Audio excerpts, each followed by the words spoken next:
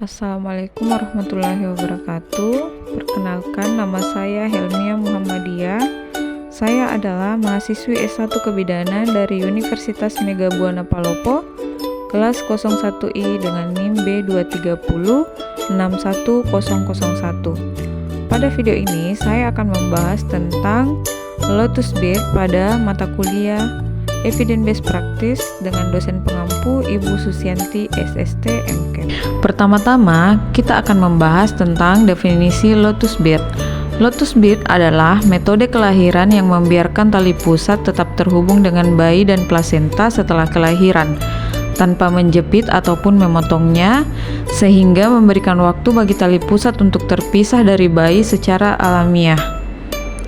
Adapun keuntungan dan kerugiannya, di mana keuntungannya yaitu bayi yang dilahirkan dengan Lotus Beard lebih tenang daripada bayi yang tali pusatnya langsung dipotong setelah kelahiran. Kemudian yang kedua, lebih besar zat besi dalam darah atau mencegah anemia. Yang ketiga, pencegahan terjadinya infeksi pada bayi. Kemudian yang keempat, menjaga volume darah bayi sehingga membantu mencegah penyakit di masa mendatang. Dan adapun kerugiannya yaitu menjadi lebih repot atau ekstra hati-hati dalam perawatan bayi. Perbandingan dengan pemotongan tali pusat. Pemotongan tali pusat dalam proses persalinan akan menghentikan penyaluran darah dan oksigen dari plasenta yang sesungguhnya masih berlangsung meski bayi sudah dilahirkan.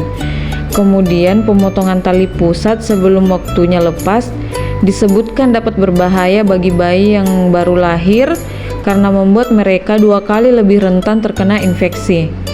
Kemudian pengkleman atau pemotongan tali pusat merupakan intervensi yang masih memerlukan pembuktian lebih lanjut.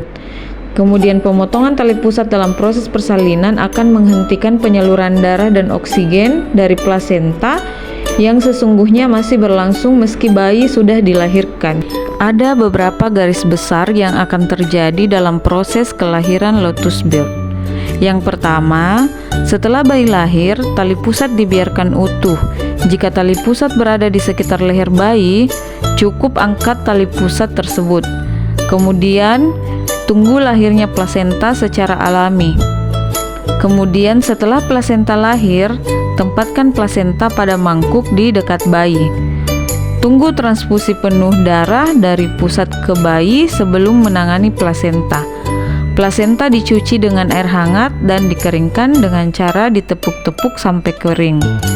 Kemudian, plasenta diletakkan di tempat yang kering dengan alas bahan yang menyerap. Gendong bayi dan beri makan sesuai kebutuhannya. Kemudian bayi mengenakan pakaian yang longgar.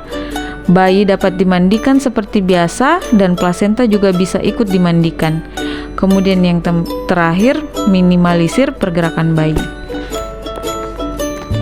Adapun cara perawatan plasenta yaitu pertama, plasenta dibersihkan lalu diletakkan di wadah terbuka atau dibungkus dengan kain berpori dan diletakkan dekat si kecil. Kemudian udara akan membantu plasenta mengering dan mencegahnya berbau busuk.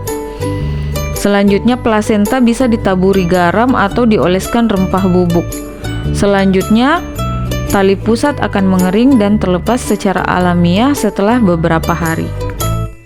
Baik, itulah tadi sedikit penjelasan mengenai Lotus Beard. Lebih dan kurangnya mohon dimaafkan. Saya ucapkan terima kasih. Wassalam.